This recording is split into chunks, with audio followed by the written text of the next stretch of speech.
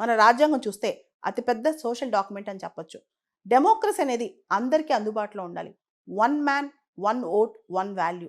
ప్రతి ఒక్కళ్ళు ఒక మనిషికి ఒక ఓటు, ప్రతి ఓటుకి ఒకటే వాల్యూ. ఈ కాన్సెప్ట్ మొత్తం ఆయన ఆలోచనే. కార్ల్ మార్క్స్ లాగా విప్లవం ప్రబోధించలేదు. కార్ల్ మార్క్స్ లాగా స్టేట్ వెళ్ళిపోవాలని చెప్పలేదు. కానీ అన్నీ కూడా డెమోక్రటిక్ పద్ధతుల్లో డెమోక్రటిక్ సోషలిజం అనే కాన్సెప్ట్ని తీసుకొచ్చిన వ్యక్తి ఆయన. పార్లమెంటరీ డెమోక్రసీ విలువను తీసుకొచ్చిన వ్యక్తి ఆయన.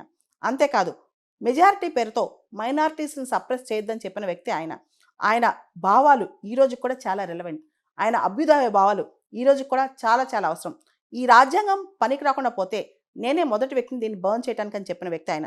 అంతేకాదు రాజ్యాంగం విఫలం అవ్వదు, రాజ్యాంగాన్ని నడిపించే శక్తులు ఒక్కొక్కసారి రాజ్యాంగాన్ని విఫలం చేస్తాయని చెప్పిన వ్యక్తి ఆయన.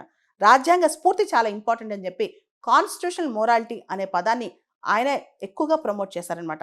రాజ్యాంగంలోని స్ఫూర్తి, రాజ్యాంగంలోని విలువలు ముందుకు తీసుకెళ్ళడానికి ఆయన చేసిన కృషి ఎనదగింది.